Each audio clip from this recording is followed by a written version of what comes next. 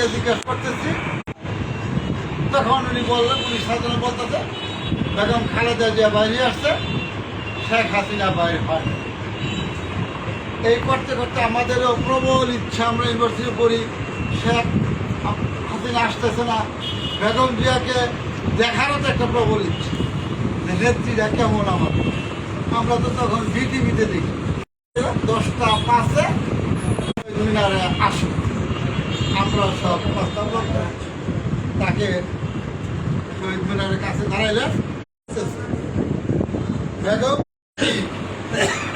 আপনারা বললে বিশ্বাস করবেন কিনা, ঢাকা বিশ্ববিদ্যালয়ের পাশে হলো শহীদ মিনার। শহীদ মিনারে বেগম জিয়া বললো কে আসলো কে না আসলো সেটা আমার দেখার বিষয়। আমরা প্রতিবাদ মিছিল করবো, সেটা আন্দোলন হয়েছে, মিছিল নিয়ে বাইরে। বেগম জিয়া মিছিল নিয়ে বাইরে হইতেছে, আমরা মিছিল এনে যাবো, ছাত্রদলেরা মিছিল পাস করে, আমরা পাস করতেছি। পাস করতে করতে আধা ঘন্টা পরে আর মিছিল যায় না, লোক ভর্তি মিছিল যায় না। সার্জন করে জিজ্ঞেস করলাম যে মিছিল যায় না কেন ভাই? বলে তো বেগম জিয়া তো মৌসাকে ট্রাফিক করে দাঁড়ায় বক্তৃতা দিতেছে, মিছিল তো আর যায় না, রাস্তা পুরাটা পড়ে। আমি সেদিন বুঝতে পারি না, এখনো বুঝতে পারি না, শহীদ মিনার থেকে আধা ঘন্টা পরে বেগম জিয়া বক্তৃতা দিতেছে, সেটা আমি দেখলাম পায়ে হেঁটে, ফটো দেখলাম পায়ে হেঁটে গেলে কীভাবে গেছে ওপর আল্লাহ ছাড়া কেউ জানেন না। উনি বক্তৃতা দেওয়া সেদিন থেকেই আমাদের দেশের নেত্রী, তার সাথে আপোষহীন নেত্রী যোগ।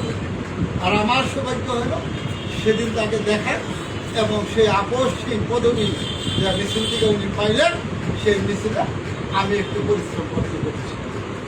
তারপরে ভাই দেখেন, উনি আপোষকে তো অনেক নমন, শেষ পর্যন্ত আমাদের নেতা কুকুর আরাভদ্রমান কুকুর মারা গেলে সেদিনও আমার মনে হয়, সেদিন আমরা সবাই চিন্তা করলাম, বিএনপিও চিন্তা করলাম যে হয়তো বা প্রধানমন্ত্রীকে একটু ভিতরে যাইতে দেওয়া উচিত। এটা কিন্তু আমরা মনে মনে বলছি, কিন্তু বেগম জিয়া কিন্তু সেটা করে। আজকে কিন্তু আমরা মনে করি যে বেগম জিয়ার সিদ্ধান্তই সেদিন ঠিক ছিল। যার হাতে ছেলে মারা গেছে সে প্রধানমন্ত্রী নাকি তার সাথে দেখা করার প্রয়োজন মনে করেন নাই। শেষ পর্যন্ত আপনারা সবাই জানেন, জেলখানায় থাকা, অত্যাচারিত হওয়া, সব কিছু মেনে নিচ্ছে, কিন্তু উনি দেশ ত্যাগ করার সিদ্ধান্ত কখনো নেন।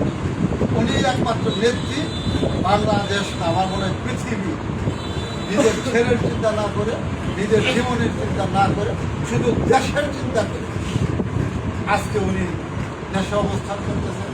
বয়স হয়ে গিয়েছে।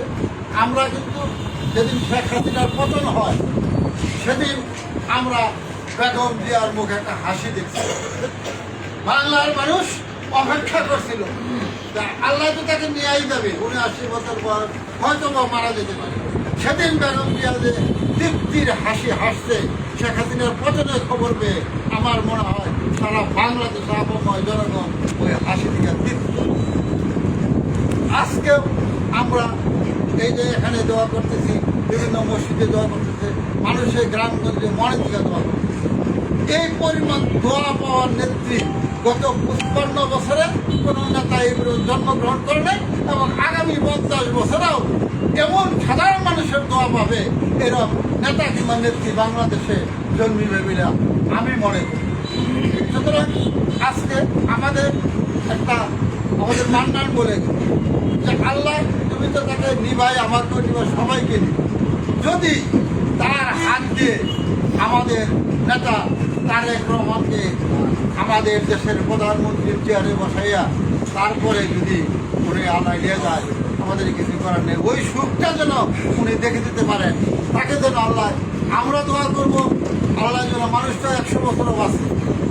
সব মানুষের কাজ করতে দেয়া যদি মানুষকে আল্লাহ বাঁচে রেখে 100 বছরও বাঁচে রাখতে পারে, উনি সুস্থ হয়ে, যেহেতু সিসিউতে আইসিইউ থেকে বাইর হইয়া উনি বেড়ে গেছেন, ডাক্তাররা ভালো মনে করে ওনাকে বেড়ে নিয়েছেন।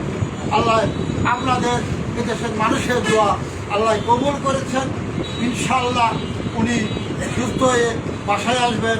আজকেও আমরা কায়ো মনে নিজের বাবা মার জন্য যেরকম দোয়া করি, ঠিক সেইভাবে আমাদের দেশনেত্রী বেগম খালেদা জিয়ার জন্য দোয়া করবো যেন আল্লাহ তাআলা অতি শীঘ্র ওনাকে সুস্থ করে বাসায় নিয়ে আসেন।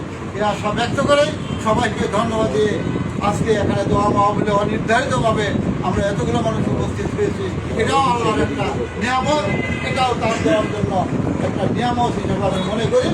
আপনারা সবাই তার জন্য কামনা দোয়া করেন। এই আশা ব্যক্ত করে সবাইকে ধন্যবাদ দিয়ে আমি আমার কথা শেষ করছি। আসসালামু আলাইকুম। দোয়া পরিচালনা